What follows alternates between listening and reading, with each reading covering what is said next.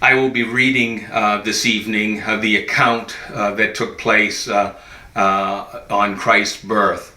And I will be reading from Luke chapter 2. That's Luke chapter 2. And it came to pass in those days that a decree went out from Caesar Augustus that all the world should be registered. This census took place while Quirinius was governing Syria. So all went to be registered, everyone to his own city. Joseph also went up from Galilee out of the city of Nazareth into Judea to the city of David, which is called Bethlehem, because he was of the house and lineage of David, to be registered with Mary, his betrothed wife, who was with child. So it was that while they were there, the days were completed for her to be delivered. And she brought forth her firstborn son, and wrapped him in swaddling clothes, and laid him in a manger, because there was no room in the inn. Here we have the account of that evening, and as Mary and Joseph came to Bethlehem. But what I like is to just quickly take a look at the last verse there. They ended up in the manger because there was no room at the inn. And I think when I read that, in our own lives right now, this past year has been pretty hectic for many, and uncertainty and our economy and job loss. And at this time where people have been gathering Thanksgiving and now preparing for Christmas, although it may be different for many families where they might want to exclude from gathering in great numbers, there's still people that are out there in the hustle and bustle in preparing. And I think of being so full of that hustle and bustle and activity that we lose track and we lose sight of the important things because we're so busy. And that end of that verse where it talks about there was no room at the inn. And I pray that this year there will be that we slow down and we realize and reflect on what God has done for you and I.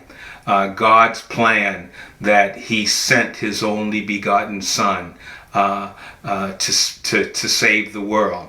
And we see in Luke that plan being fulfilled. God sending His Son. And we see the innocence of that babe in the manger, where Mary and Joseph, his earthly parents, are caring for his very need, every need as a child there. But we need to realize and open our hearts and open our minds to let God speak to us about what that all means, because Christ did not remain in a manger, but He grew up, and He is our Savior. He died on the cross for you and I. And so many times we might be focused on the babe in the manger, but God's perfect plan was that He would be the Savior of the world.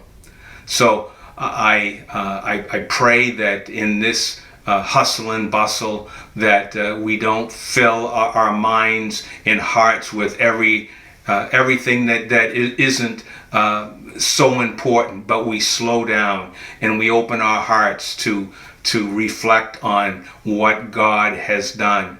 And if you're alone or you're troubled or you're dealing with things right now, open your heart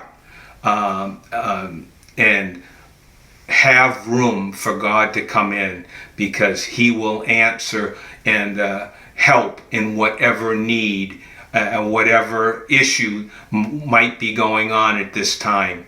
And God is there to meet whatever need you might be facing.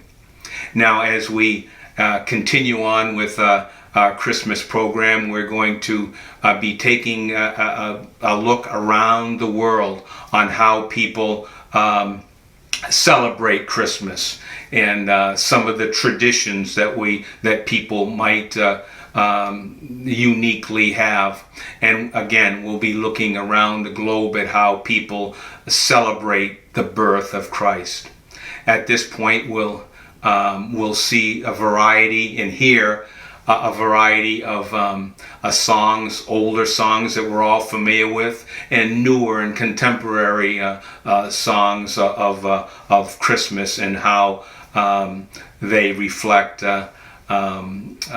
this time where people and family gather together. So we'll take a look at some older music, Christmas songs, and some more contemporary.